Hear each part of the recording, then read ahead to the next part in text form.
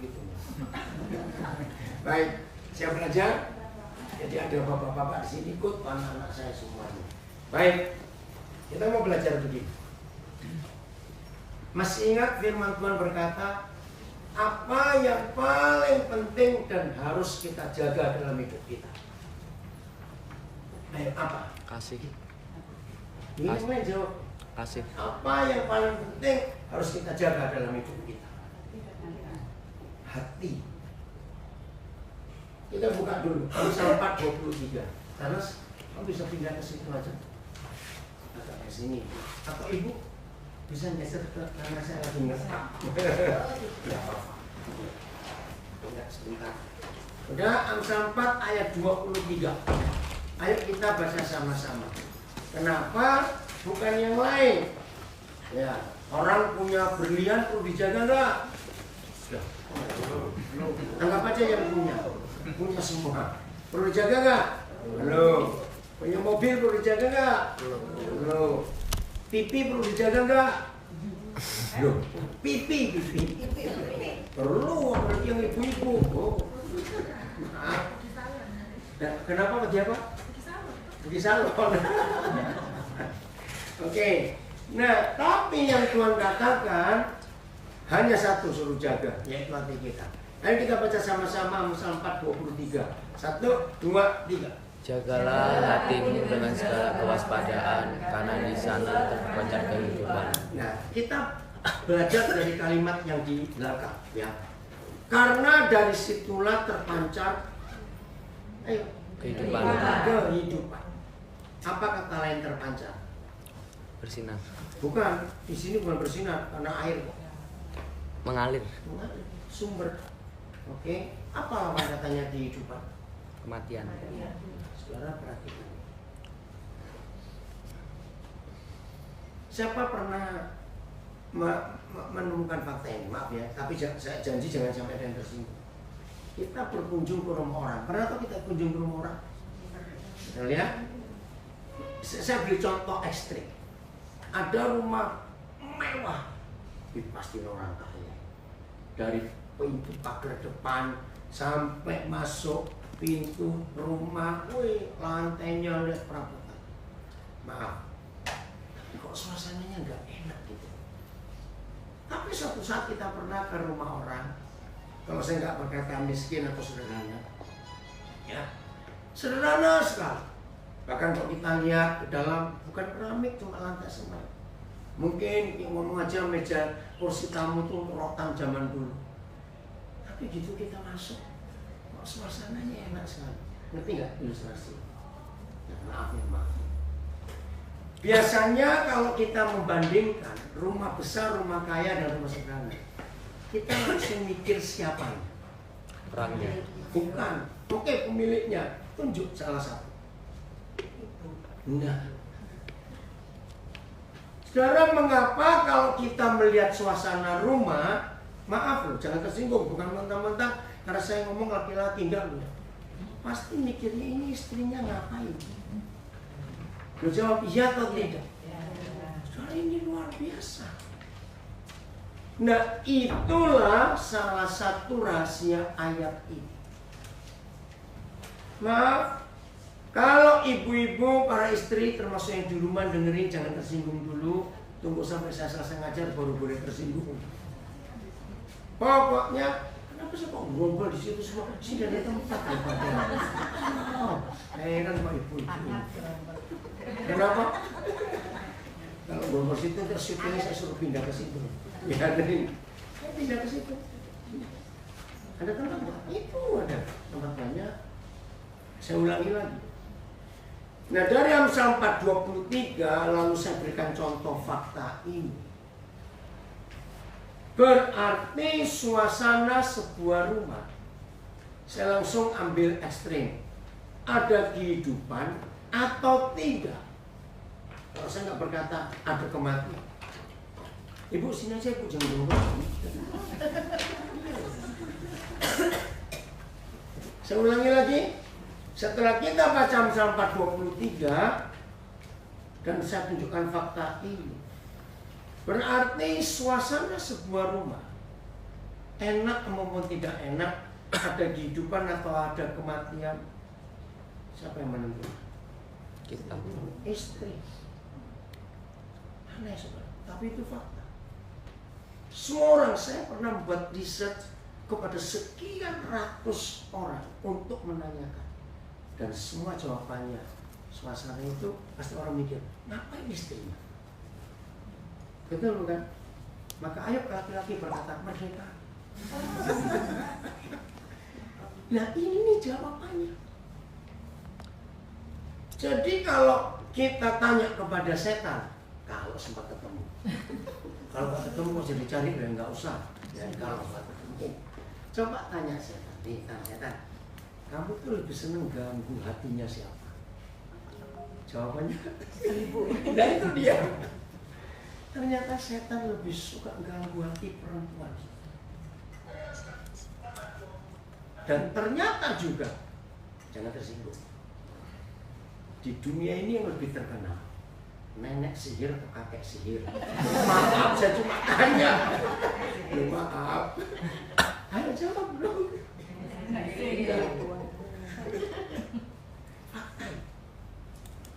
Bahkan kalau kita ada yang bisa tertawa, oke. Bahkan kalau kita selidiki dunia klinik, dunia perdukunan, ternyata dukun perempuan itu jauh lebih sakti daripada dukun laki-laki. Dijawab iya atau tidak? Ini loh jawabannya. Ya dikasih tahu sih. Saya kasih tahu sekarang sudah tahu. Iya. Belum. Jangan salahkan saya, lihat aja bantuan. Mulai tersuging itu. Sudah ini fakta. Suatu kali bersama Ibu Christine Heri, pernah dengar nama Mbak Tani, ada di Bali sekarang, tahun 87. Saya kenal Ibu Christine Heri dari tahun 70-an, waktu Pak Herman, suami almarhum, masih jadi guru agama di Petra. Suatu kali saya dengan dia diskusi,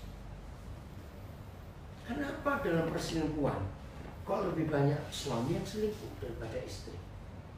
Kata ya, lebih banyak. Nah, Ibu Christine menerangkan begini. Gini loh model, dia mau saya model.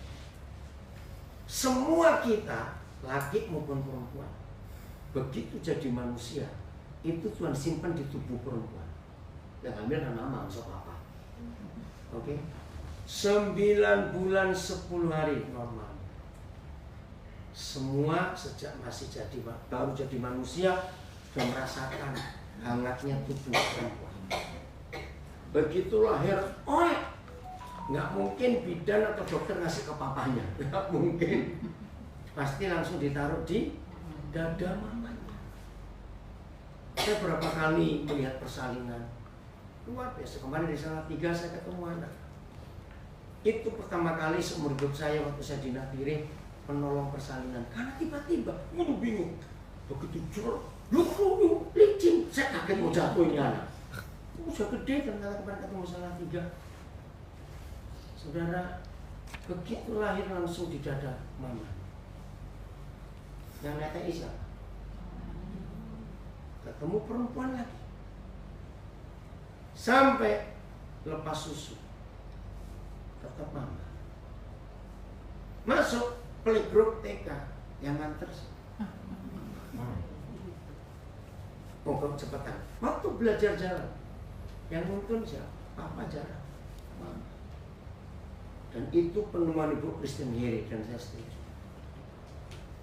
Maka itu berapa banyak mama-mama anaknya jelas 3. Kalau ditanya orang 4. Siapa yang kasih? Nah, papanya. Faktanya laki-laki itu lebih manja dari perempuan. Loh, kenapa ya? Maka itu tidak sedikit mama-mama nyebut suami juga anaknya. Karena maaf, kami jadi orang sampai umur sekian itu dikuasai seorang perempuan, yaitu mama. Maka itu ketika istri-istri, maaf jangan tersinggung dulu, tak tersinggung lah. Bisa pulang dikeroyok. Maaf, saya ambil yang tajam sekali. Kalau istri-istri tidak bisa dalam tanda kutip ya memanjakan suaminya seperti masa kecil yang gak dikenal, saudara bayangkan kerja, maka itu sering kita dengar, kenapa banyak sekretaris perempuan bisa ganggu suami orang? Ya karena suami ini membandingkan, kok dia lebih telaten melayani aku daripada yang di rumah.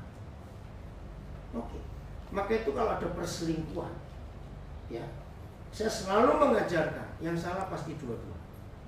Setuju nggak saya ngomong ini? Nggak ada orang selingkuh yang satu salah satu tidak. Waktu Ahok mau cerai, saya kontak adiknya karena saya kenal baik. Saya bilang, Vi, nggak mungkin cuma sosokmu yang salah. Karena hukum Tuhan, suami itu kepala, istri itu tubuh. Nah ini harus kerjasama. Maka itu siapapun yang selingkuh, yang merasa tidak selingkuh harus periksa diri. Kalau ada orang konseling tentang itu, saya selalu tanyakan, coba tanyakan kepada yang selingkuh, antara aku dengan dia, apa yang aku kurang? Tunjukkan, aku nanti mau belajar. Setuju nggak kalau saya katakan kalimat ini? Pasti, karena setelah kita menikah, satu salah, dua-dua pasti salah. Karena kepala dengan tubuh. Kalau satu benar, dua-dua pasti benar. Setuju nggak saya ngomong ini? Nah kalau tidak mau begitu, misalnya penyakit apa yang paling keren sekarang? Ada tubuh nggak tunduk pada kepala. Itu penyakit apa namanya? Orang dulu bilang buyutan. Sekarang namanya keren. Parkinson. Tahu? Nah, suami istri yang tidak berfungsi dengan baik itu Parkinson. Oh, yang maunya sendiri. Ngerti nggak ilustrasi? Jadi kerusakannya itu di sini. Maka itu para istri, bukan mentang-mentang saya laki yang bicara ini, tapi ini penemuan buku sendiri, dan itu betul. Dari kecil, dari dalam kandungan, kita ini di tubuh mama. Sampai umur berapa, tetap mama. Maka itu ada istilah mbok-mbokan, nggak ada bapak-bapakan. Betul nggak? Aneh. Itulah manusia. Maka itu, kalau saya konseling pranikah, saya akan temukan kalau sampai ini anak mama, anak mama itu jangan dikawinkan. Kasihan yang jadi istrinya. Betul? Karena suami yang anak mama pasti dikit-dikit membandingkan, kamu kok gak kayak mama aku sih? Kamu masa kok gak kayak mama aku? Wajar tidak? Ya karena seumur hidupnya bapaknya di rumah gak berfungsi. Semuanya mamanya. Anak tunggal lagi. Wah itu mesti dididik dulu. Maka itu kalau ada, maaf saya berkata, kesalahan mama yang paling fatal, sayang anak tapi dengan cara yang salah. Anak-anak mengerjakan apa saja, sering nggak kita dengar, biar mama saja, biar mama saja. Jawab, sering nggak kita dengar kalimat itu dari mana? Nah ini merusak. Kalau dia nanti menikah, dia akan susah. Dia nggak bisa jadi papa atau jadi suami yang benar, karena dirilik mamanya. Maka itu saya sering marah pada pemuda-pemuda yang bok-bokan. Saya bilang kepada mamanya orang ini, anakmu ini paling cocok kawin dengan mamanya sendiri. Boleh nggak saya berkata seperti itu? Dia jawab, boleh nggak? Ya, nggak boleh. Ya memang dia cocok sama mamanya, nggak usah menikah. Kasihan istrinya. Nah dari semua ini kita menemukan peranan kita. Maka itu semua kita, termasuk pria juga, tidak ada yang lain yang Tuhan minta untuk kita jaga kecuali hati. Di atas semuanya itu. Coba saudara ngerti berapa bahasa, buka Alkitab dengan bahasa yang beda-beda. Akan jelas. Di atas semuanya itu ada terjemahan begitu. Apa saja yang paling harus kamu jaga? Hatimu harus lebih. Apa saja? Karena dari situ pusatnya hidup. Jadi suasana rumah itu ditentukan oleh suasana hati para istri di rumah itu. Kok bisa begitu? Sekarang kita buka Keluaran 32 ayat 1. Keluaran 32 ayat 1. Nah, saya menemukan, saya ini tiap kali ketemu hal apa saja dalam kehidupan, saya minta Roh Kudus tunjukkan ayatnya di mana.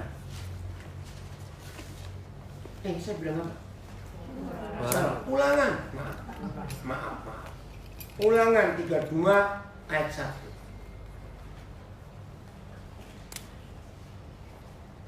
Udah, kita baca sama-sama Ulangan 32 ayat 1. 1, 2, 3. Aku mau berbicara, dan baiklah bumi mendengarkan ucapan mulutku. Apa yang aneh di kalimat ini? Pasanglah telingamu wahai langit, dan bumi suruh apa? Mendengarkan. Yang aneh apa di ayat ini? Ayo tolong kita belajar apa yang aneh. Kenapa? Ayo jawab apa yang aneh di ayat ini. Masa sih nggak tahu yang aneh? Oke. Percaya langit punya kuping? Loh, saya tanya kok. Percaya langit punya kuping? Ya enggak. Loh, iya atau tidak? Itu jawab. Tapi kenapa Musa minta langit pasang telinga, bumi mendengarkan? Firman, perkataan mulutku. Ternyata benda-benda mati, langit benda mati enggak? Bumi benda mati enggak istilahnya? Ya toh? Ternyata benda-benda mati itu punya telinga, bisa mendengar apa yang kita katakan. Wah, saya kaget waktu Roh Kudus tunjukkan ayat ini. Tadi datang terlambat, ketinggalan ilustrasi. Kalau kita masuk ke rumah mewah, kaya, orang kaya, tapi kok suasana nggak enak, pernah ya? Atau kita masuk ke rumah orang sederhana, kok tenang ya rumah ini, enak, adem. Nah, jawabannya di Ulangan 3. Semua perkataan kita tiap hari di rumah, itu dinding, lantai, plafon, pintu, jendela, kursi, meja, tempat tidur, menyerap. Kaget saya. Maka itu, maaf, kalau penghuni rumah itu isinya mulutnya rusak, kotor, teriak, maki. Aduh, percayalah, semewah apa sebuah rumah, kalau perkataan didengar oleh semua benda mati di rumah itu, bukan firman Tuhan, rumah itu kayak neraka. Maka itu hanya Tuhan Yesus yang berkata, kalau iya katakan iya, kalau tidak katakan tidak. Selebihnya dari sejahat. Berarti ketika suami istri ribut, pasti nggak ada yang mau saling ngalah. Namanya manusia. Di situ kejengkelan, umpatan keluar. Rumah kita jadi neraka. Dan korban pertamanya selalu anak-anak. Untuk menggambarkan Amsal 4:23, ya, lihat cangkir atau gelas. Kalau saudara melihat orang sedang jalan pelan-pelan, hati-hati bawa cangkir. Kita jadi ingin tahu bukan di bawah itu isinya apa, betul? Tapi kita asumkan deketin, karena mungkin tidak ada urusan, tapi ingin tahu. Nah, satu-satunya cara untuk kita tahu apa isinya, kita nggak usah dekat. Tunggu orang itu kesandung atau kesenggol. Ngerti maksud saya? Terjadi apa kalau tersandung dan tersenggol? Tumpah. Nah, setelah tumpah itu baru tahu isinya. Maaf. Hidup ini cangkir. Hati itu cangkirnya. Mulut kita, mulutnya cangkir. Ngerti nggak? Kekristenan kita itu tidak nampak benar atau salah, baik maupun buruk waktu kita di gereja, waktu kita kebaktian. Setuju? Karena di dua tempat itu kita bisa munafik. Isi hati kita akan diketahui oleh orang waktu ada goncangan dalam hidup kita. Yang tumpah itu apa? Berarti hukum ini. Orang yang hatinya baik, mau diwocok-kocok-kocok, nggak keluar mata kucing kamu. Betul? Yang keluar pasti, lah yuk, kalau isi hatinya baik, yang keluar pasti apa? Digoncang, disenggol, ayo cepetan. Ya yang baik itu. Kemarin pagi saya ke Solo dari Salatiga, dipaksa minta.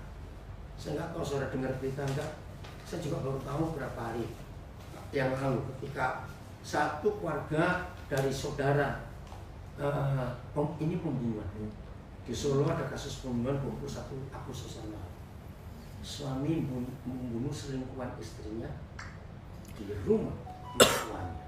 Kumpar semua. Orang Kristen lagi. Oke. Nah saya diminta. Padahal itu bukan jam besuk. Besuk itu Selasa dengan Kamis. Oh nggak tahu mereka bayar berapa ke pengacara untuk mengeluarkan sebentar. Ya karena saya cuma punya waktu kemarin saya. Aduh dengar ceritanya. Istri saya juga ketemu istrinya. Cerita semua itu semua dari hal kecil, hati yang kotor itu. Ngeri sekali. Dan meninggalnya orang Surabaya dari Petra, saya nggak kenal. Maka itu kalau sesuatu yang kotor disimpan meledak, betul tidak? Meledak. Nah, apa hubungannya? Ini saya mau ceritakan. Supaya kita hati-hati dalam hidup. Saya bilang di depan kepada suaminya ada istrinya. Oke, dalam proses ini jelas istrimu salah. Tapi kamu periksa diri juga. Kurang apa kamu di mata istrimu sehingga dia bisa tertarik orang lain. Itu kali pertama istrinya cerita. Suaminya minta maaf. Ada satu yang dibuka, semuanya kaget. Istri pun tadi, kenapa kamu nggak ngomong dari dulu? Sudah terjadi. Maka itu saudara, hati ini penting untuk kita jaga. Supaya setan nggak bekerja. Saya beri ilustrasi. Zaman dulu, sebelum ada sistem perang modern seperti sekarang, belum ada senjata-senjata, dulu masih pakai tombak, panah, lembing.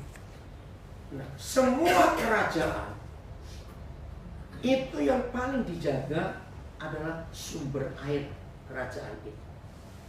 Siapa bisa jawab? Kenapa harus dijaga? Ayo, kita mikir. Iya, kehidupan betul. Iya, tapi dijaga. Itu nggak boleh ada yang tahu kecuali raja dan seorang. Begitu orang ini membocorkan langsung dibunuh. Ayo, kenapa?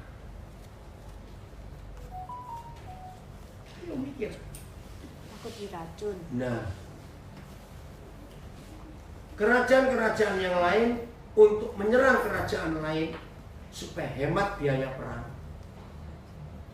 cari sumber airnya, kasih racun, mati semua, nggak perlu perang. Nah, cara itu yang dipakai iblis sampai hari ini untuk merusak keluarga.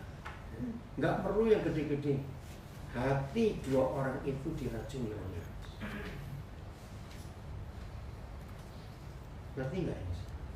Itu rusak. Nah, 90 sekian persen racun dalam hati yang merusak keluarga. Tolong catat. itu bentuknya asumsi. Apa kata asumsi? Kira-kira, jangan-jangan. Berapa banyak suami istri mulai bertengkar ketika mungkin, kira-kira, betul itu. Jawab, sering nggak ini terjadi? Ini cara iblis merusak rumah tangga kita dengan asumsi, dengan kira-kira. Saya kok lupa bahasa Indonesia asumsi apa ya? Reka-reka, asumsi. Reka-reka ya. Berprasangka. Prasangka. Saya mau tanya kepada saudara, yang namanya asumsi, kenapa itu ada sesuatu? Kenapa? Oke, bisa pendapat juga. Maka itu saya tanya kemarin gitu. Bisa pendapat, perasaan, kira-kira. Oke. Nah, ini pertanyaan penting ya. Tolong jawab jujur. Sepengetahuan kita semua termasuk yang di rumah, yang namanya asumsi, pendapat, prasangka, kira-kira, reka-reka, itu fakta benernya. Itu kecil atau besar? Kecil. Kecil. Bahkan dengar, sering itu bohong. Betul tidak? Tapi itu pekerjaan setan. Yang kira-kira kita buat jadi beneran. Ayo jujur. Kita nggak mikir aja tidak. Tapi yang sebelah berasumsi kita seperti itu. Marah. Lo jawab marah tidak. Ini setan masuk. Dan itu tertulis di Injil Lukas pasal 2. Kalau saudara lihat, ingat Tuhan Yesus pernah hilang umur 12 tahun. Nah, saya lupa di ayat berapa, coba cari. Ada tulisan begini.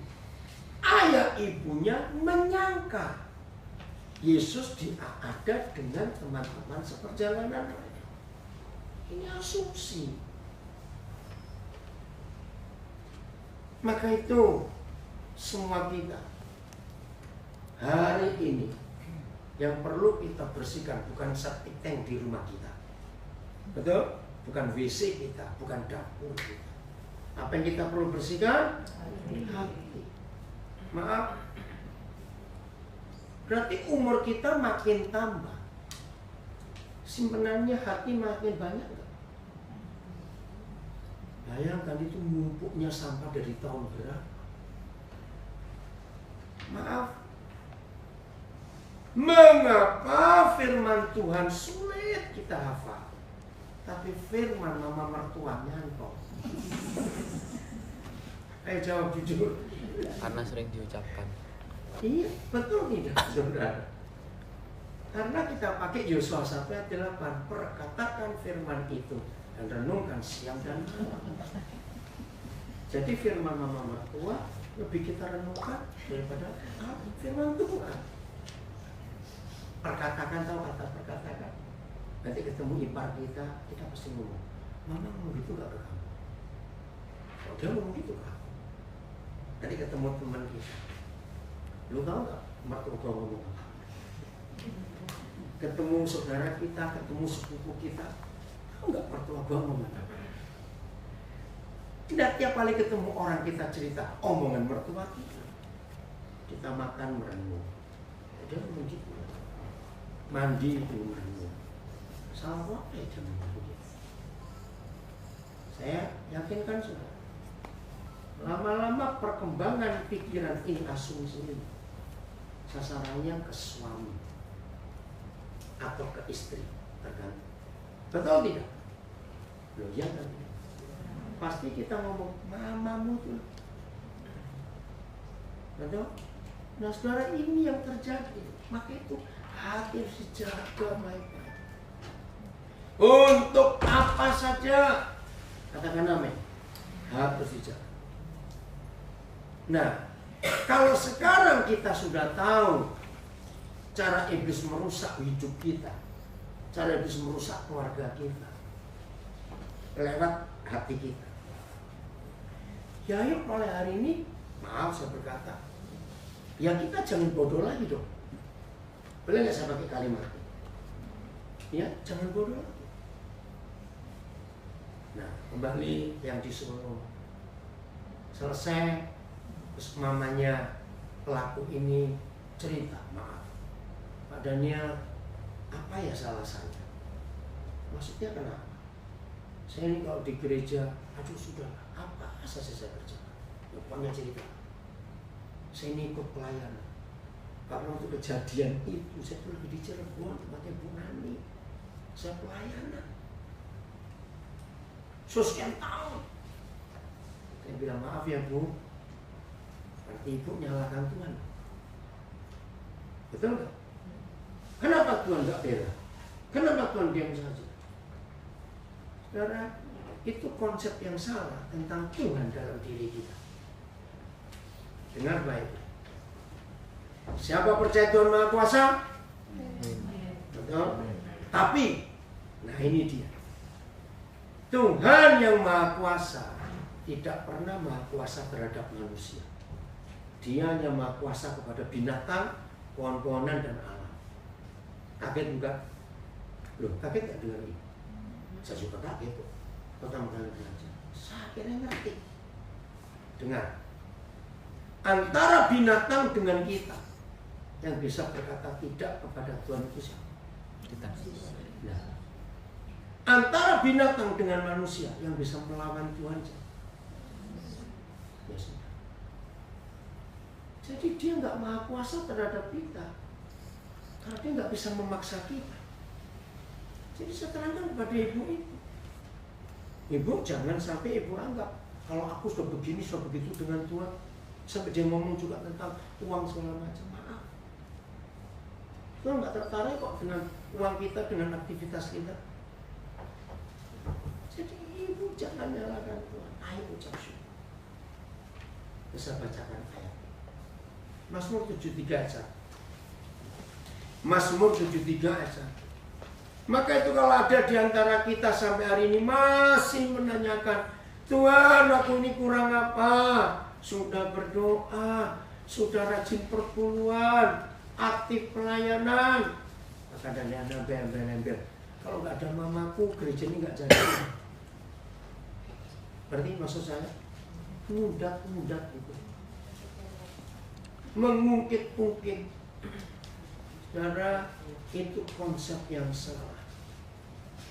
Itu boleh Tuhan-Tuhan yang lain. Maka itu kalau saudara pernah ke Gunung Kawi akan kaget.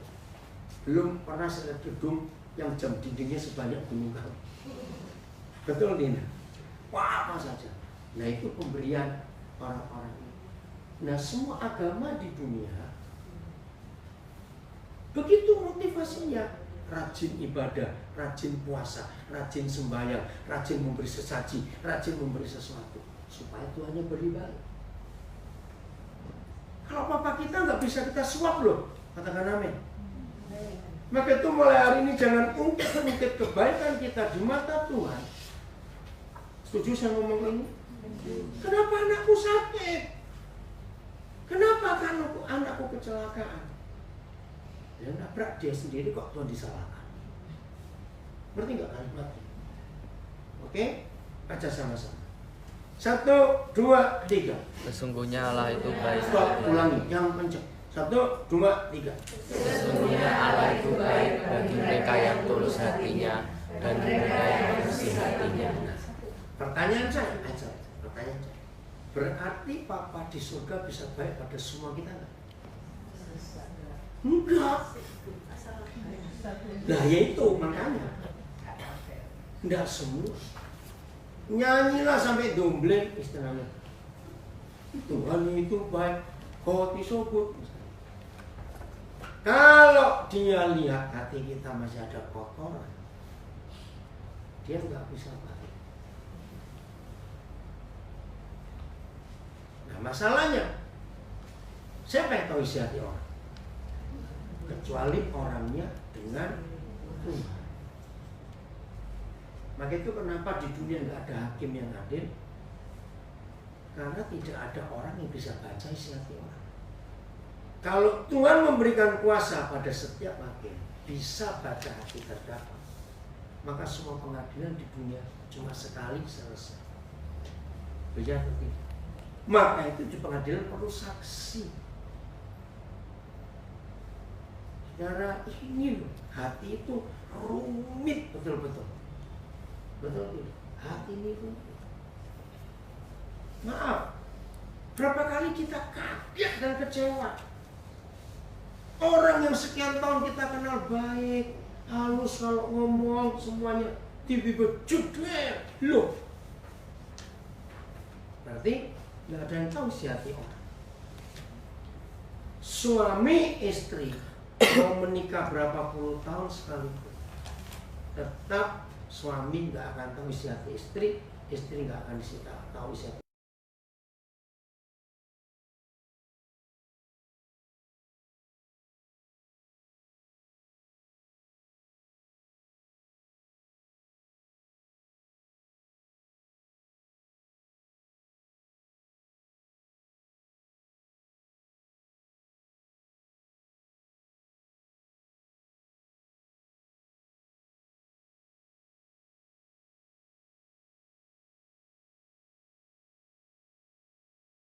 Rusak gara-gara begitu. Maka itu tadi saya belum selesaikan. Kalau ya katakan ya, kalau tidak katakan tidak. Selebihnya dari si jahat. Jangan jawab, selebihnya dari setan. Jadi hoax-hoax itu dari setan. Tapi anehnya yang begituan lebih dipercaya orang. Betul gitu. Berarti iblis sudah menang betul-betul atas itu. Saudara, ajari anak-anak kita untuk ngerti firman ini. Kamu gak boleh dengar katanya ya. Kamu harus dengar langsung fakta. Kalau iya, iya. Kalau tidak, tidak. Sisanya pasti dari setan. Ingatkan anak-anak kita. Karena di antara anak-anak kita banyak diadu domba oleh setan di sekolahnya. Itu ribut. Ini kita mesti ajari mereka. Bukan katanya. Nah, tidak ada hal yang lain kebenaran kecuali firman Tuhan. Amin. Saya lanjut. Siapa pernah bertanya, zaman Maria masih hidup banyak gadis?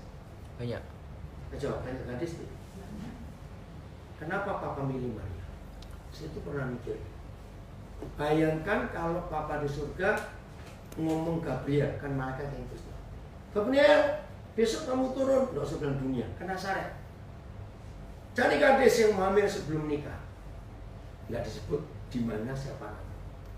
Kira-kira Gabriel turun berapa tahun? Ngerti nggak pertanyaan saya? Kenapa? Waktu itu hukum yang berlaku apa? Berzina, lempar batu sampai mati.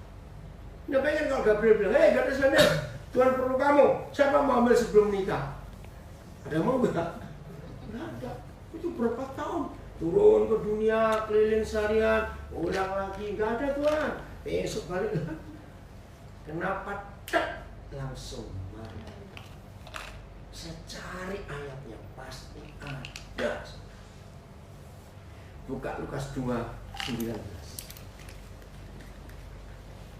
Jadi kalau saudara ingin hidup benar, ya, hidup benar, hidup berkenan kepada Tuhan, ini Facebook juga bisa nanti diambil.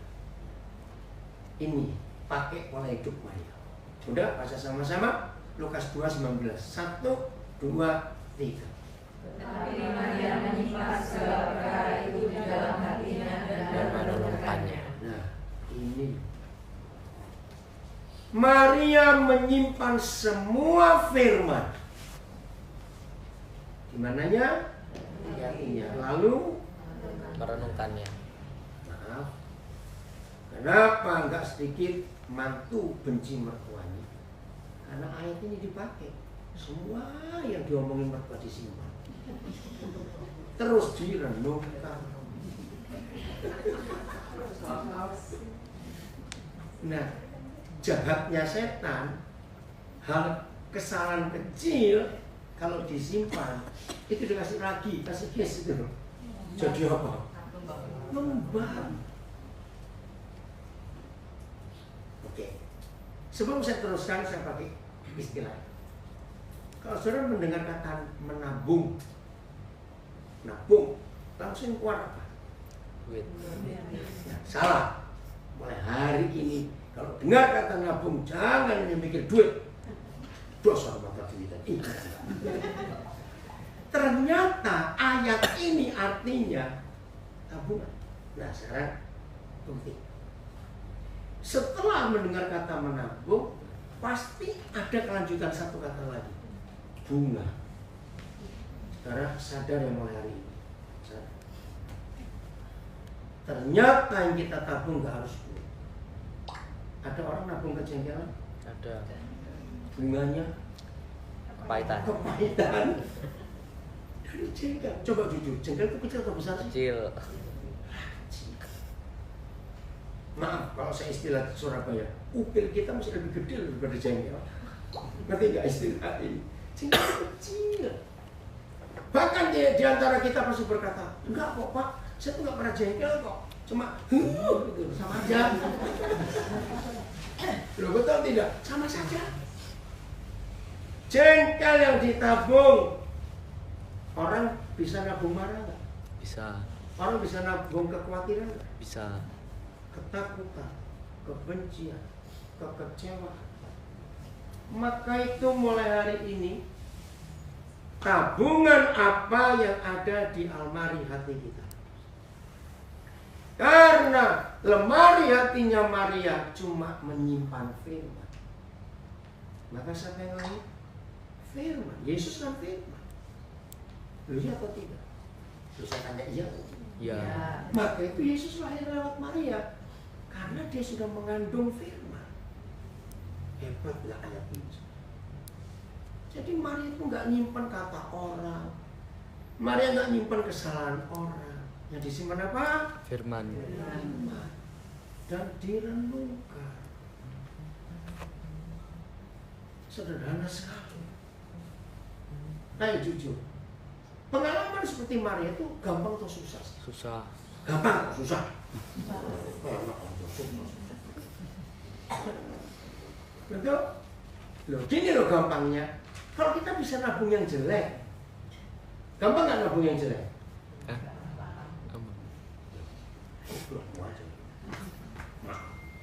Kenapa kita bisa nabung yang jelek gampang? Kenapa yang baik kita buat susah? Betul? Nah, disinilah kuncinya.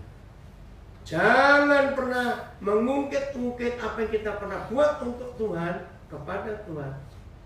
Karena ada firman. Dia nggak baik, nggak bisa baik pada semua kita.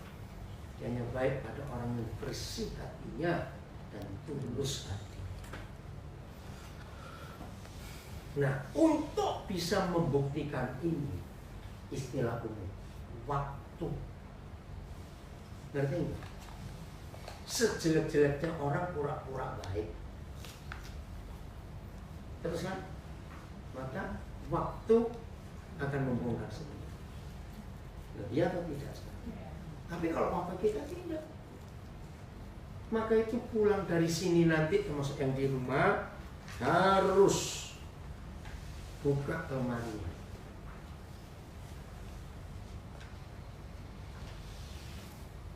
Orang tua biasanya gini, kalau lagi nganggur orang tua ya, tua umur berapa terserah masing-masing. Nganggur, pasti kau bukain lemari bukan? Gitu? Terus buka lemari satu. Ini hadiah ke 74. Ya, ditutup. Buka lemari kedua. Wih, ini tahun 88. Waktu aku ke Italia, ini aku dapat dari besanku. Ini dapat dari mantu. Ini tutup lagi, buka lemari ketiga. Sudah puas? Ngerti ilustrasi ini sudah? Nah, tapi yang simpenannya jelek-jelek, sambil buka lemari terus mewek-mewek. Ada nggak orang seperti itu? Ada. Saya tanya cepetan. Banyak. Nah, ini yang membuat racun kematian ada di keluarga kita. Karena apa yang kita tabung dan kita simpan di hidup itu berbunga. Ingat. Begitu gampang nggak belajar firman ini? Gampang. Gampang. Pakai pola hidup sehari-hari. Kita seringkali meremehkan. Hati ini penting, ini pusatnya kehidupan. Bohongin oleh si iblis. Melayani harus ngerti loh ya. Jadi ada katanya itu loh katanya. Satu kali Roh Kudus pernah ngajar saya. Daniel, kalau ada orang ngajak kamu, ini biasanya tukang gosip paling suka. Saya kasih tahu. Tapi janji ya, jangan kasih tahu orang. Tukang gosip, oh iya. Setelah dia ngomong pasti tahu, ada lagi nggak? Jawab, iya atau tidak, itu tukang gosip. Nah suatu hari Roh Kudus ngajar saya, Daniel, kalau ada orang ngajak kamu ngomong, kesini, tapi jangan beritahu orang. Apalagi dari tambahan, ini dapat dari sumber yang bisa dipercaya. Keren. Apa kata Bapak dan Saudara? Lepas sepatumu. Bukan lagi lempar. Pukul pipi kiri 13 kali, pipi kanan 14 kali. Kena 27 loh. Jangan sekali dua. Enggak, dia jawab. Dengar kalimat. Aku beritahu kamu, tapi jangan kasih tahu orang. Berarti orang itu nganggap kita orang atau bukan? Bukan. Loh, yang nggak boleh tahu kan orang. Loh, ya atau tidak? Lah kita orang atau bukan? Yo wis, aku kan orang kayak gini. Aku juga orang. Loh, betul atau tidak? Tapi tukang gosip, ada lagi nggak? Maka itu rusaknya kehidupan. Itu karena kata-kata. Maka itu berbahagialah kita kalau kita bisa menyimpan kata Tuhan. Enggak. Betul, kata Tuhan. Bisa kamu lagi share dulu ya. Iya, Bapak.